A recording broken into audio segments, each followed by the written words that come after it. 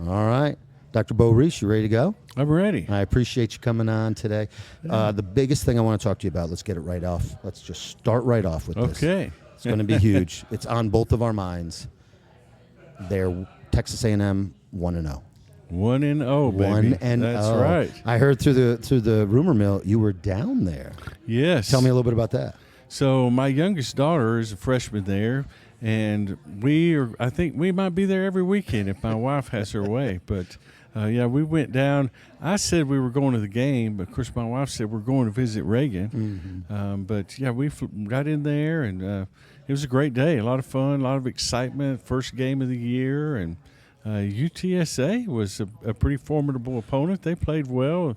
They didn't just roll over. And so it was a good ball game. They ended up being a formidable opponent. I don't think that was the intention coming in. I agree. It was supposed to be. We were out at Lubbock, so I was Okay. at the Red Raiders game. Oh, yes. Where they were playing Get your guns up. Pine Bluff, Arkansas, and Okay. that's how A&M was supposed to go. It was 67-7. Ooh, yes. A&M was supposed to go that way, but you're right. They UTSA San Antonio. Yes. They put up a good showing. So my first A&M game ever is going to be in 4 days. I'm going down to the game next Okay. on Saturday. Never been in my life. We got tickets. We got parking. We got a parking garage pass. I'll tell you what, no matter what your college affiliation is and who you root for, it is an experience to go to an A&M game in College Station. There's nothing like it, and the spirit, all the things you hear, and it's all true, but it's just a little different. It's a lot of fun. Any tips or tricks to make it a better I think it's an 11 o'clock kick on Saturday. It's 11 or 11:30. You're absolutely right. So it's a whole other level of hot down there in August and early September. So I wear shorts and a white shirt and a cap and take your sunblock. Yes, it's definitely an early game, which we're spending the night that night, not the Friday before. That's a good move. Well, I mean, I guess I got to get up at like 4 or 5 a.m. and yeah, get on the road. That's awesome, though. You beat the traffic on 35 or whichever way you go. Yeah, 35. It's yeah. not bad. Kind of roll in there. Okay. Get your pregame going. Yeah. And then, Interesting. then you've got options after the game. That's what I'm going to say. It's so early. What am I going to do after the game? Yeah, there could be dinner or there could be bed. You've got options. Bed might be, I think we might split. I think Josh might head to bed, and Susan and Morgan, my daughter, I need this at Walmart. I need this. Yes. And they have a Lululemon right there on University. That cost me during move-in. I've seen that charge on the credit card. I didn't know where it was. Oh, it's right there off University. Yeah, it's right there at A&M. All right, so Beau Rees, thank you. A&M talk is great. We'll put that aside. We might come back to it. Okay. But I have you on here because you're the superintendent here of the Weatherford ISD. Yes. You did not start at a ideal time. This was kind of our COVID era. Sure is. I've never had great timing. So of course, start in June of 2020, right at the height of the kickoff. Is that what it was? epidemic. June 2020. Yes, my first day is June 1st, 2020. So Dr. Hanks led us through to the very end, and then you started in June. Yes, I think Dr. Hanks probably he exited the stage in December of 19, and then there was an interim superintendent named Rod right. Townsend. And Rod came in. You're and absolutely I think right. like his second week on the job was when they said, "Okay, don't come back from spring break." He's like, What an executive order that has to be. Yeah. You're absolutely right. I forgot all about that. Yeah, geesh. But it what was a chaotic time. The election was delayed. I remember because Tiffany yes. Branson was on the board, and there was a few of them that that was going to be a cycle, but they had to stay later. Yes, they moved from May to November on the election, and of course we had to get the school year started. We had the Safe Start school plan, Yep. and 6 feet apart, and all the things. Well, I love that you guys did that. So, Yes. we're from upstate New York, and our relatives, a lot of them are in education. They didn't open for another year and a half. I know. My college, TCC, was virtual for all of the fall. Oh, man. So, I mean, which was fine. I love TCC. These are tough decisions to make. Yes. But when Weatherford went back, it was like, I like that we're trying to get back to normal as quick as possible. Be as safe as you can, but get back to normal. Most definitely. And, we were able to offer a virtual option. In that first 6 weeks, we had a lot of people choose that. But after the end of the first 6 weeks, almost half of the students came right back to school. And Yep. so sure don't want to live that over again, but yeah, that was the start of it all. And but I tell you what, I love Weatherford. It's a great place, and it's been great for my family. That's and great. I love the Western heritage. I love the patriotism, the focus on family and faith that's in this community. So let's kind of talk about that. So you love this. Where are we coming from? So I was coming from Montgomery. Well, on talk to Lake me more. Conroe. Let's go all the way back in the time Okay. machine. Where is little Beau? I love it. Where is little Beau coming from? It's, I feel like it's way back there now. It keeps getting further. Amen. But I grew up in a small town in West Texas, Colorado City. Not Colorado, out in Colorado City, west of Abilene, about 7. I've never heard of that. I call it Are you serious or are you joking? Oh, yeah, the locals, we're all about Colorado. Oh, yeah. Colorado Wolves, baby. Wow. But There is yeah. an Arkadelphia. Yes, there is an Arkadelphia. I call it a 70-mile town because it's 70 miles to Abilene, 70 miles to Midland, 70 miles to San Angelo. Okay. And then it's about 90 miles to Lubbock. So it's kind of right okay. there All right.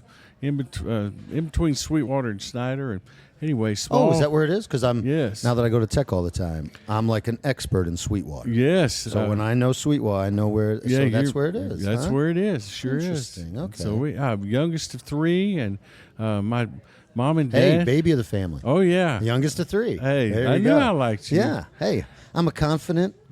I don't want to talk too much about myself. I'll give you a little trivia on me. All So right. Beau is a nickname. I assumed. And so my real name is Reagan Carter Rees. So I tell people my parents were bipartisan political fortune Oh, tellers. wow.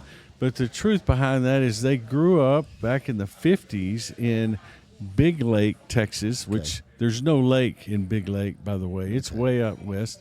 And they went to Reagan County High School, still there, the Owls. So that's where Reagan came from. And then my mother's maiden name is Carter. So Reagan Carter Gotcha. Rees. So it's not a Ronald versus Jimmy Carter No. kind of thing. Okay. No. This is more they like the names from their past. Yes. Where they met, went to school probably. Yes, most definitely. Mom wants to bring a part of her name in there. Oh, and then yeah. you mentioned daughter is the name is Yes, my daughter's name is Reagan, my youngest. So my wife is the youngest of 3 daughters, and her name is Billy. She's named after her dad. Okay. So as soon as we found out our third child was a girl, she's like, "This is Reagan." Gotcha. I'm like, hey, this is perfect. All right, describe little Beau. Excuse me, little Reagan. Yes. Describe little Reagan. We're like elementary school, middle school age. What are we into? What do we like?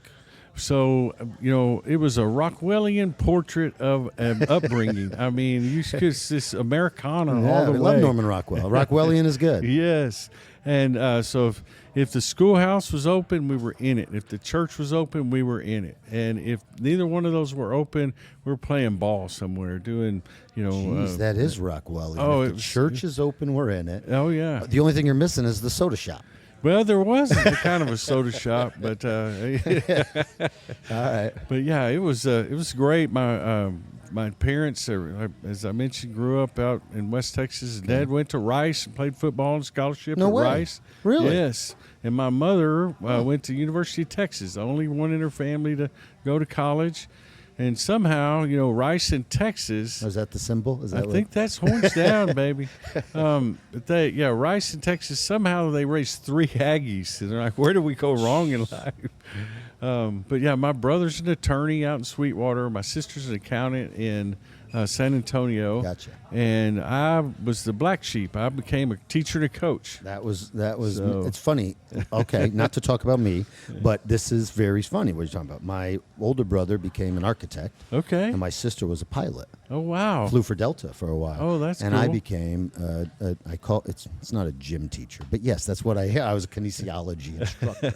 I was a physical education instructor. But that's I was kind of not the black sheep, but they had greater potential for careers. Yes. And then there was me, but I pursued it to such a level like you have where we stand Yes, we- equal with our siblings Yeah, because absolutely. It all shook out in the end, right? Yeah. Well, yeah, it was just, I joke with people on career days and things for elementary students. I like, there's not a first grader or kindergartner who says, when I grow up, I want to be superintendent No. of schools. No. And so There's very few principals who say that, actually. that said the smart ones, they know better. Yeah. But it's just kind of evolved over time. And, I started teaching and coaching. I loved it. My passion is kids. What was your discipline? I had social studies. I had Okay. social studies composite. Taught everything from government and economics to U.S. history, Texas history, and did a little PE. I've got a PE cert too. So All right. yeah, kinship. Your stock baby. just went up in my book. I'll tell you love that. Yeah, that's good. But did that for a while, and I jokingly tell people. One night I was teaching and coaching out in Sweetwater, your newfound town to I'm an turn expert. north I'm in. an expert. Yep. Yeah. And I was driving a busload of 7th and 8th grade boys geez. back to Sweetwater at about 10:30 at night from Andrews, Texas. And I had to keep the light on the whole way on the bus because they were roughhousing and acting up. And, I'd already given them the 7th and 8th grade boys. Oh, yeah. Oh, jeez. I gave them hey, you better get to sleep or we're going to run until you want to sleep, when we get back. And leaving that light on, driving that bus, I just kept thinking, there's got to be a better way to make a living than this. And so Yep. I started going back to work on my master's degree and Yep. ended up getting an elementary principal job back in my hometown, Colorado City. Colorado. That's right. I missed that. It's Colorado. And so nothing like being an elementary principal at 26 Oh, and sheesh. 15 of the 26 teachers on that campus taught you when you went to school there. Oh, jeez. My first faculty meeting, no joke. I'm in there. I'm talking about how professional we're going to be, how we're going to take care of kids, and we took a break, and one of the teachers came up and says, I remember sending you to the principal's office for cussing on the playground. Yeah, that's a tough one. Yeah. That actually is. That must have been some sleepless nights. Like, how do I connect with these teachers? How do I, try to maintain that authority? Yeah, Yes, they punished you. They knew what you didn't eat for lunch and how you were messy. Yeah. that's Oh, right. yeah. I tell you what, though, that taught me really the things that you already know. But, you focus on the kids and making it a great culture and a learning environment that's great for kids. And then you support those teachers because they have the hardest job of anybody. And, they're the front lines. And when that door closes and they start teaching and working their magic with kids, they're the superintendent and the curriculum director and the instructional Totally. Yeah, guru you're absolutely right. and I'm glad you're pointing disciplinarian. that out. I mean, the And teacher is whether it's at the college, I administer now over various levels and K through 12. The administrators are extremely important, and they make some very big decisions, and the responsibility of those decisions are high. Yes, But we're not teaching anymore. exactly. They're the ones that are actually teaching. They're the front line of defense, of success, of failure, of whatever it might be. Most definitely. So that is It's where the rubber hits the road is right there. And so, my mother was a 30-year teacher, and of course, I'm married to an English teacher, so I'm afraid she's going to be critiquing my grammar. You The better enunciate. Colorado already. Better I'm gonna enunciate. do Well, yes, I will enunciate. So talk to me about superintendent now. So, we Yeah. make the transition. You're Colorado. Yes. And when did you get what was the catalyst for, I want to get my superintendent certificate? Sure. So I finished up my master's, and there was I think it was 9 hours additional that you could go. And Texas Tech, guns up. I know you've got a Red Raider too. So Oh, is that where you got your? Yes, I got Nice. my doctorate there. My middle daughter is a graduate of Tech as Yeah. well. So they had a program where you could get those hours and work on your doctorate. And so I started on that path. I was out in that part of the world and Colorado City and Sweetwater, Colorado, yes. And so that's how I kind of got started. I Okay. really didn't have big aspirations to use it. Were you a deputy soup first, or did you? No, I actually ended in Y2K, taking you back. Yep, Remember yep, Y2K? yep. I was I applied for the high school principal job in Graham, Texas. Oh, I know Graham. Yeah, And so, not far from here, really. No, it's really my first true introduction to Parker County was just from up there. But applied and ended up getting the job, and been to Graham one time in my life, and so I took that job, and that was a great move for me. I had a 2-year-old, and we really loved Graham. It was really a idyllic time in our lives, and we were there 12 years. After 2 years as high school principal, my superintendent took the superintendent job in Crowley, and so at that time I was 31 years old, and I was like, they're never going to hire me as a 31-year-old superintendent. So I'd kind of lined up to go with my soup to Crowley and be an assistant soup there, and thought, well, that'll be a good life, and ended up getting an opportunity to interview with the school board, and ended up getting the superintendent job. Hey, as long as you can get that foot in the door with the interview, then you can shine. Oh, it can help. I tell you, you'll appreciate this. So, and all of you, especially any students that are listening on to this, I'm interviewing with the school board, and the interview's over, really, and the board president pulls out my college transcript. Yes, it stays with you. And he says, I've seen a lot of grades in my time, but I've never seen a Q. What is a Q? And I just, without missing a beat, I said, that means I quit before I failed. And so they started laughing and ended up getting the job. And he told me, he said, I think that's what got you the job. Hey, there you go. And I said, well, I'm always going to be honest with you. I won't lead you astray there. But so was superintendent there in Graham for about 9 years. And then opportunity came up in Montgomery, down Montgomery County on Lake Conroe. And took that job and was there 8 years, and that was a great move, great community. At the time, it was a one high school community. We were all the Bears, and they really loved that, just like we love being the Roos. But it was growing so fast. In the 8 years I was there, it grew almost 3,000 students. And so we did end up. And then you come to Weatherford in 2020. Come to Weatherford. Is that right after Montgomery? Yes, right after Montgomery. Right after Montgomery, you come to Weatherford.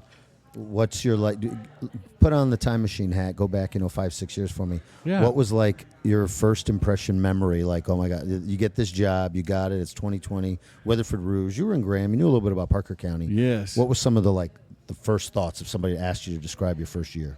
The first year was still all the COVID stuff, so that's really kind of a blur, but I knew immediately that this community values public education, and they love their Roos, and there was this kind of a spirit and just this whole community attitude and support behind doing positive things. And the growth was definitely coming, and the preparations for that were in place. And I just kind of rolled up my sleeves and just went to work. It was like, how can we make things better for everyone? And really, that's kind of the attitude that I try to bring and that I try to impart with our leadership team, is that the only reason that we are here in these jobs at this time in our life is to make other people's lives better, whether that's kids, or whether that's teachers, whether that's parents.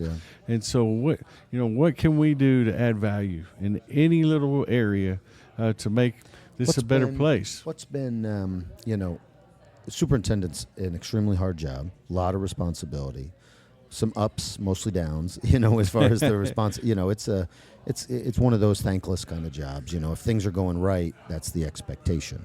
If things are going wrong, that's not the, what are you doing? What's been some of the hardest times, or what's been I don't want to ask what's the worst part of the job, because we want to keep it positive, but what is one of the most difficult parts about being a superintendent?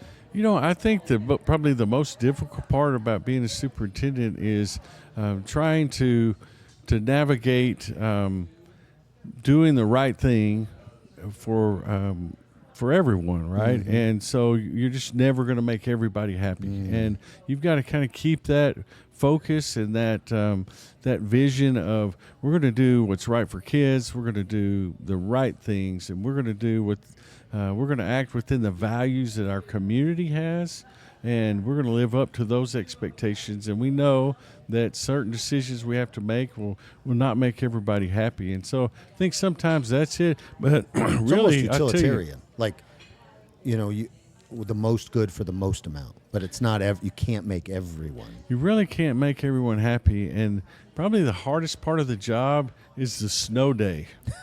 Really? Oh, man. Yeah, if Susan, you what's your favorite part of the job? My wife's favorite part of the job is the snow day. Yeah, what are you talking about? Well, you're a hero if we get a snow day, but you're also the GOAT if we get a snow day, because some people want to go, some people don't want to go, and yeah. So I always joke that those are the hardest days. You're up and you like, oh my goodness, it's going to start snowing at 2 a.m. Are you making the final call, or is it the head of we have, I forget the name, but it's the safety security officer. I forget the title, but Yes. is it them that we've allocated to, or ultimately the buck stops with you and you're making that call? Ultimately it ends up being the superintendent, Yeah. but we're relying on a whole lot of people. Don't promise I'm no meteorologist, So we've got a whole system, and we're Yep. talking to the Texas Department of Public Safety and the sheriff's office and the local PD are driving roads and checking things. And what makes that such a hard call is because you may live in a certain part of the school district. Our school district's 234 square miles, so it's huge. You may live in one area and you didn't even get any snow or ice, but in another part of the district, the buses may not be able to drive We down have the a very road. long, tall district. Yes, I like most to people say- don't understand how just like elongated. it is. Yes, I would say so. Unlike me, it's long and skinny. Long and skinny. I'm getting there. I hear you. All right, so I do want to. I'd be remiss. We got about 6-7 minutes here. Yeah. There's something important coming up here in Weatherford ISD. Yes. Is they've announced to the public. The board has voted unanimously to call for a 3 proposition bond. Yes. And right off the bat, bond means bonds more money. What are they doing? How come that's been?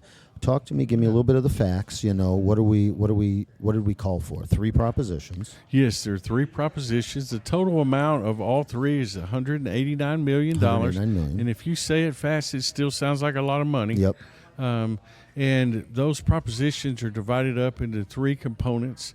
The first of which, Prop A, if you will, is focused on career and technology opportunities for kids and a renovation of the old high school. Yep. And so I say old high school. It's kind of like Colorado. Yeah. When I first moved here, one of the first things I ran into somebody, and they introduced me as the new soup, and they were like, well, have you been to the new high school? Yeah. And I was like, no. Yeah. Where is that? He the said, new "It's out 27-year-old there." high school. Yeah. He said, it's out on the interstate. I'm like, that's not new.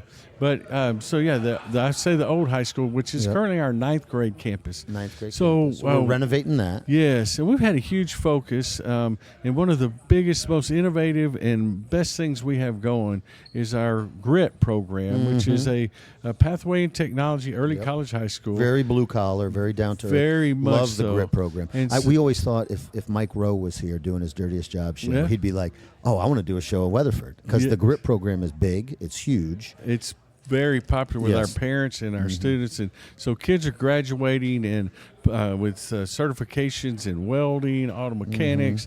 We have an electrician and a plumbing pathway. At the college, I'm at Tarrant County. I'm a dean of STEM, and what we talk about that's all right the up your time. alley, We talk about all the time, Dr. Rees, is AI, and what we talk. Well, it's with a little bit of concern. Is which jobs are AI coming for, and is our job down? Is this job down? That's and you know very what ones true. are always safe. These are university professors. We have presentations, conferences. The ones that are always they'll probably come for everybody someday, but the safest one is if you can work with your hands. Hey, if you're the that's plumber, so the true. electrician, the pipe fitter, the HVAC, the cosmetology. Yes. If you're working with animals, ag, vet.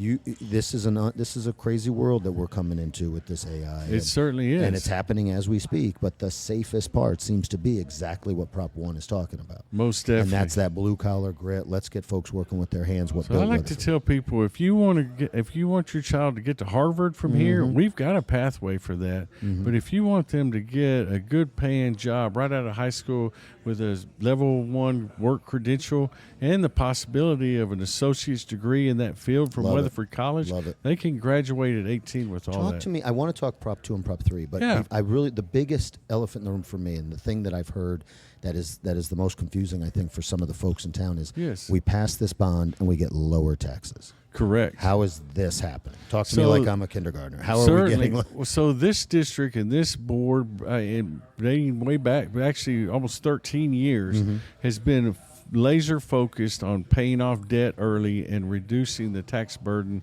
on our community. Awesome. And so, I liken it to paying your credit card off early. So we have to levy a tax rate to pay off debt. The school district can't run down to a bank and borrow money. That's we right. have to go to the voters. Has to and be a bond. The voters have to approve and say, yes, I approve of these projects, and you can levy a tax to pay back this debt. And so the district's been laser focused on paying that off to the tune of about $62 million that we've paid off early. And so right now, this year, we just paid off the last of the debt that is eligible to be paid off early. Nice. And it was about $4.5 million, so it wasn't a big it's number. not all even eligible to be paid off. Correct. It's not all eligible to be paid off. So Certain this bonds are bond- only callable at certain So times. the only way the district can get money is through a bond. Correct. And we want to keep paying stuff off early. Correct. Which means we need the money to pay it off early. Yes. So we need a new bond. Am I saying this right? Yes, you are. Correct me, yeah. Well, we've paid off everything that's eligible to be paid off, and so next year the tax rate would lower, and so we can go out for a bond for $189 million and still give taxpayers a 9-cent tax break by raising that. When I say tax break, I want to clarify that. Okay. A lowering of the tax rate by 9 cents, because we really don't have any control over appraised values and those type of things. All we have the ability by state law is to levy a rate that can pay off what we owe. So am I correct if I'm all about simplifying? Yeah. I got 4 people in front of me. We're having a beer. We're talking real quick. And they say, how do you loan? Either way, the rate will go down. Correct. Next year. That's so correct. This is almost like having your cake and eat it too. This is we exactly can get that. a tremendous amount of money for our district, for upgrades, for improvements to help your kids or your neighbors' kids or your grandkids. Correct. And you don't have to pay any extra money. Exactly. If we waited 5, 7, 8 more years, might not be in the same situation, and now we got to go out for a bond and raise the rate. No doubt. That's 100% correct. If we waited, then next time it would be an increase. There's no other way around it. Okay. And so that leads us into Prop B, really. So Prop A is the career tech and the old high school renovations at the 9th grade campus. And then Prop B is safety, security, and what we're calling Priority 1, big renovation, mechanical, electrical type work that is preserving, maintaining these buildings that we have. This one so seems these are, to be repair, not necessarily always replace. correct. And I think very people much like so. that. They like the idea of let's not get big, new, and shiny. I don't have big, new, and shiny in my house. Exactly. But if we can extend the life of some of these schools, of some of these sidewalks, of some of these lighting fixtures, some of these HVAC programs, if we can make these work better. Very much so. Okay. So, it seems to be like a 75-year-old school building. People think that's old. And I say, there's buildings in Weatherford that are 200 years old. So these are investments that this community has made for hundreds of years, or 100 years in public education. And so we're restoring and preserving these buildings so that they can operate another 30, 50 years. We got about 30 seconds left on the clock here. Okay. Prop C. Yes, Prop C is a renovation of Crockett Elementary and a new ag barn. That one's popular. It is. The Crockett renovation. Oh, and it's the daycare. Yes, there'll be a daycare facility for employees there. There'll also be a big focus on early childhood programming there. And the size of the ag center. We're doubling the size of our ag building. The and barn. ag building is doubling, and that was one of our most popular programs with students, and I love the ag program. Of course, growing up in Colorado City, I think it teaches kids responsibility and a work ethic and intangible things that you don't learn in reading, writing, arithmetic. And our kids are plugged into that program, and we don't have enough space. There are no bathrooms in the existing ag barn. Those kids are there early in the morning, late at night, working on their projects, and so we're put that into Prop C, and our board is real focused on giving the voters options. Love it. And so that's why we came up with the 3 props. Dr. Rees, I appreciate your Hey, time. Sir. thank you very That was much. A lot of fun. Thank you so much for being on. I enjoyed it. Thank Thank you.